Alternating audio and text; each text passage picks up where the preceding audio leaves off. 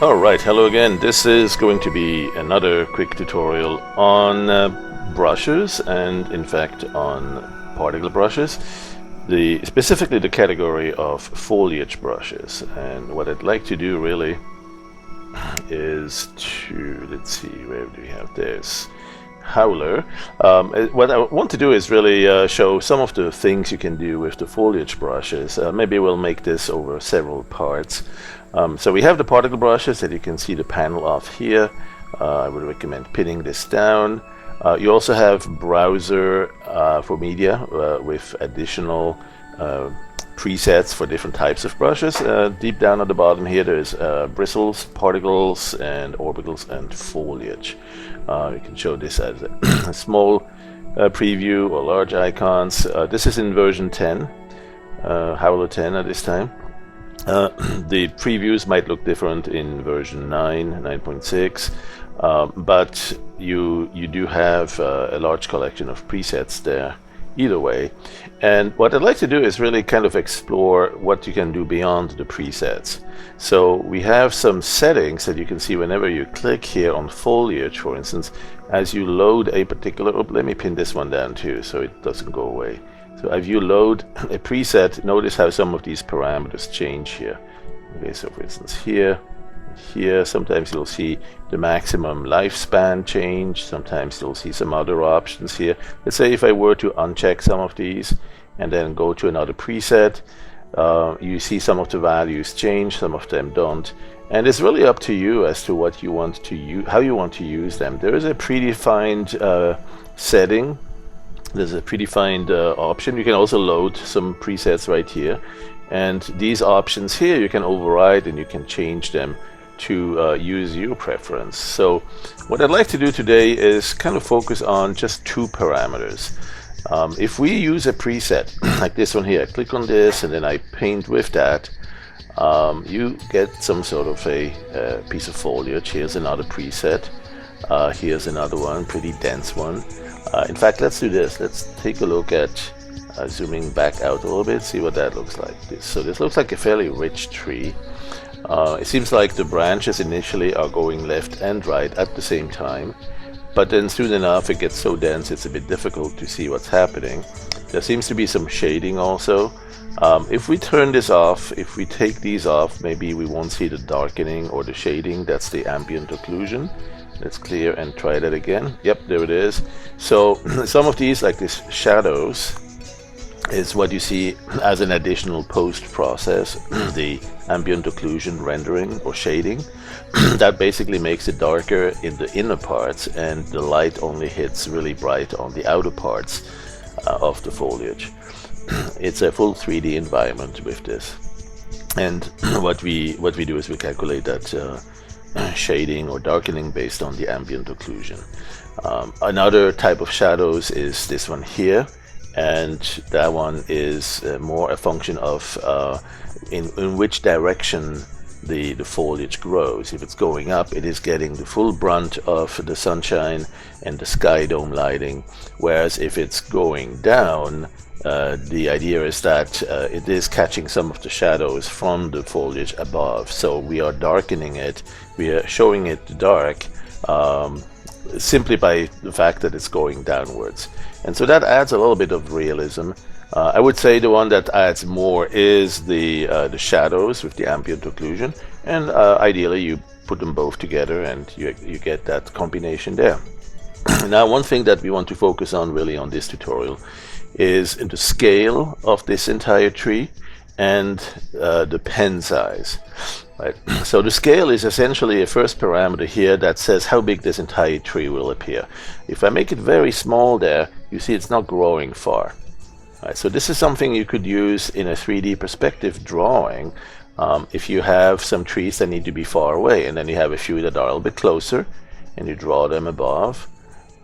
Or you have them even closer and you just keep going that scale, make that scale bigger and bigger. And that's not the only thing you want to scale or change as you draw them a little bit closer. You may want to also show perhaps some sort of a depth cue, a color cue.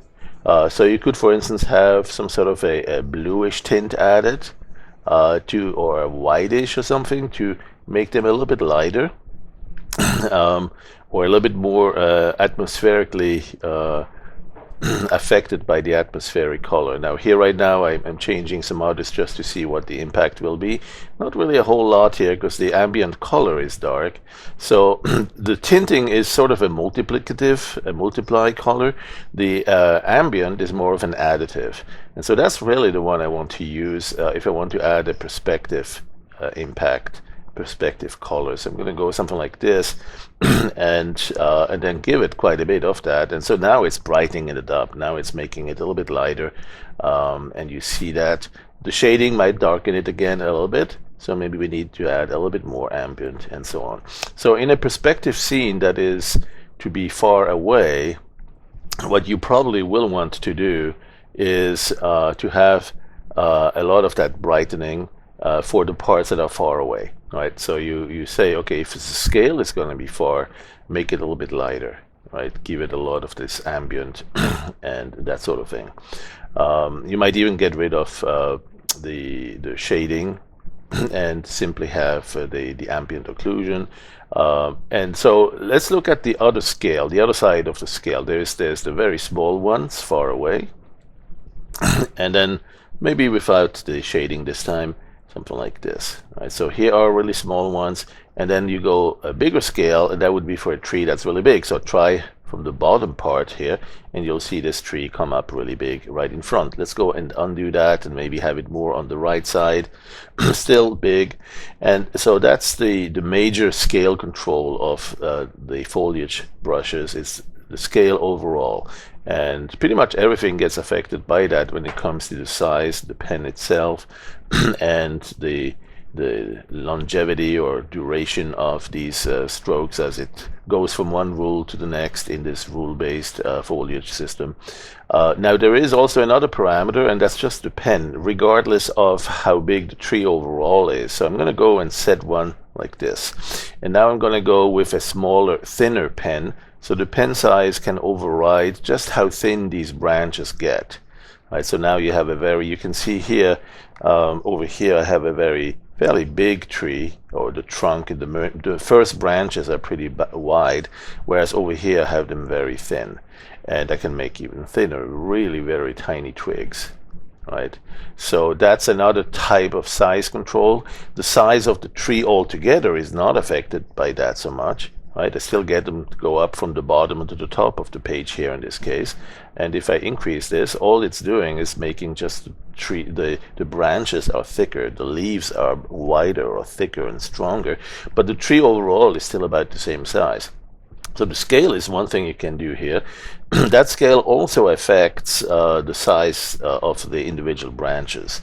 Right, so when you see a scale like this, you have now here a trunk that starts pretty wide, whereas the one I had initially was a very thin trunk, which is just proportionately corresponding in smaller size. So here's a big one, and then if you want a tree that's far away, make it small, and you have a smaller one down there.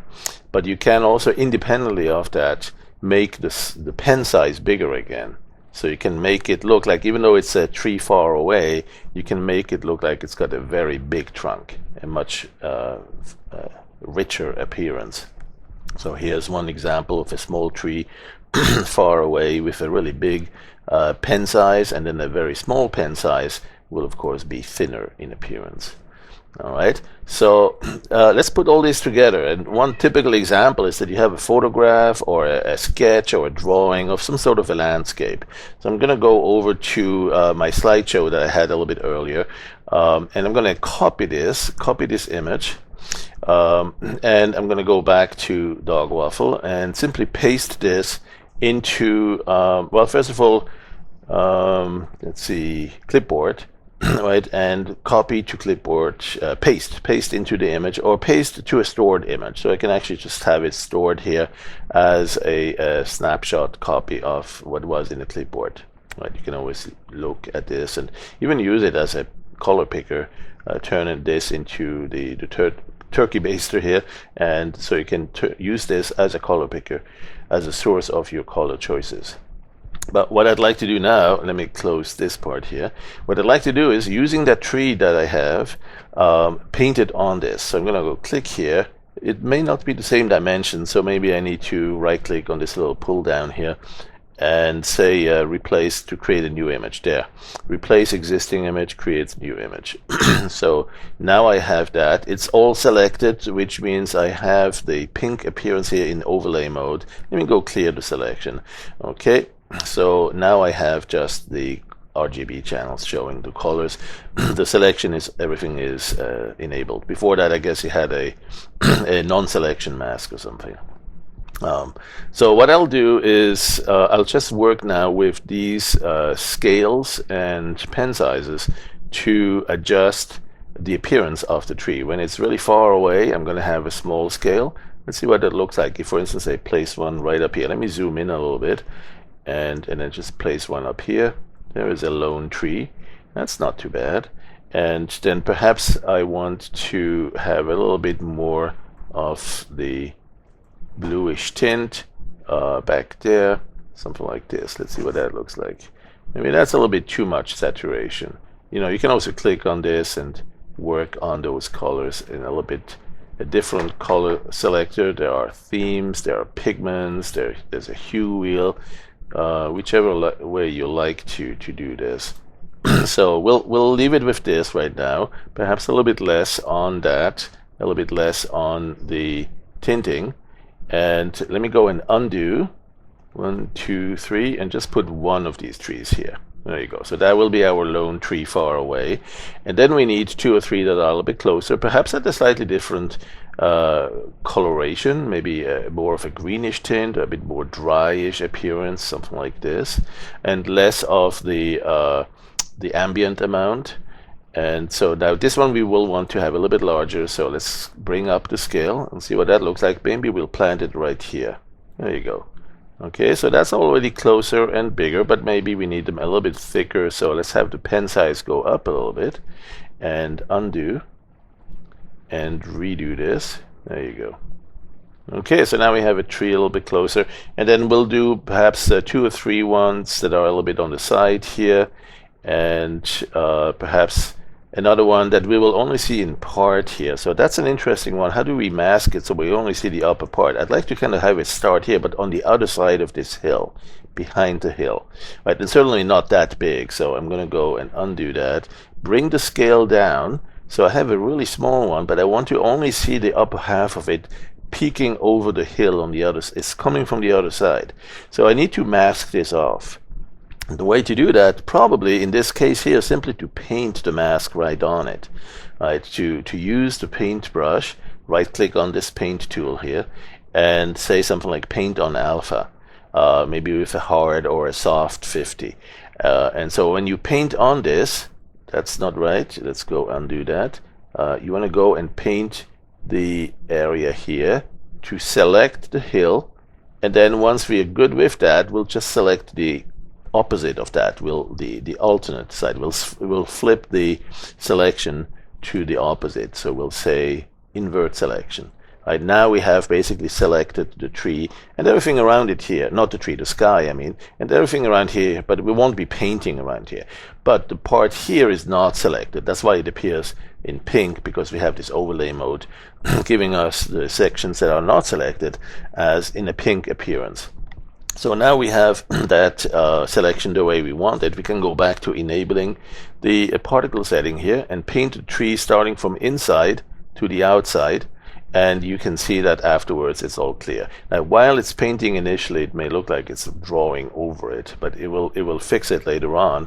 So let's say we go back to a color that's a little bit more into the bluish tint, not too much, just a little bit like this, and a little bit of tint on the ambient, and then draw a tree like that.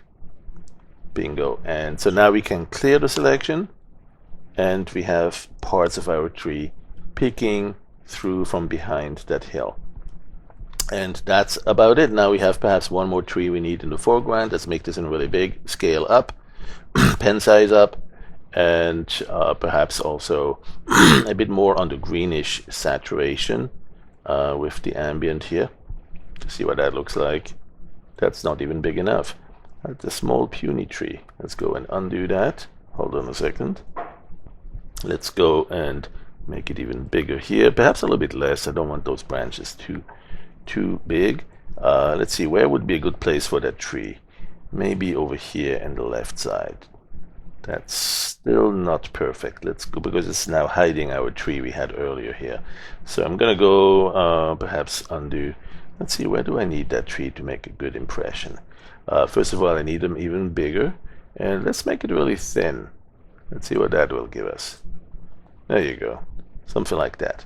Right, so now we have some small trees in the back there, right, that we barely see peeking around. Maybe we'll do another one here behind the hills though. Right, so yet another way to make a selection. Instead of painting it, you could do this, right? Earlier we saw how we could paint on alpha.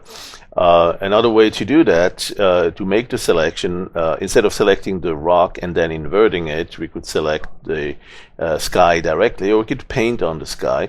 If we know we're going to have it only in this area, what we could do is simply use the lasso, throw the lasso around our selection that we want. So we could use this tool here, the lasso tool, and kind of paint along this rocky area, and we can perhaps lay it and just close the this loop. So we have an area here. Maybe with shift we can add to it, paint on top of that with the left button. And if you select it too much, let's say if you went down here too far, you can use the right button with the shift to remove from that selection. All right, so we now have a selection here that's pretty cool. We can use that again to draw one more tree, again a small one, and this time we'll make it very thin on the pen as well, and again a little bit more a little bit less on the green color on the ambient, and see what that looks like. Oops, hold on, that's still in the selection brush tool. Let's undo that, and we need to switch back to enabling the paint. There you go. We're enabling this and painting here. There you go. Okay, now that one's okay, but it's still a little bit too fat. I think I want to really make those pen really small, and perhaps a little bit like this. All right, let's do that. That's okay, but didn't go high enough. Let's do one more. Oh, I guess we could go even higher. Yeah, something like that. So let me do undo, undo, undo, and paint one more time. There. So we are pretty much done with that. Control D to clear that selection. So now we have a mix of different trees of different sizes, different appearance in total scale, in terms of the pen size, in terms of, you know, how saturated the colors are, what hue they are, and that's basically where you can add a lot of different styles of foliage and trees and particles based content on an initial render, an initial painting, something maybe that's a little bit blurry in the background, all sorts of different way to enrich it. I'll just finish this with another type of foliage, and it will be more of a grass painter. Now there are quite a number to choose from, so you can go to the load here and pick a few down here. As you scroll down, you might see some that are good, some of the shrubbery. There are some grass painters also. It's in alphabetic order, so it should be fairly easy to find them.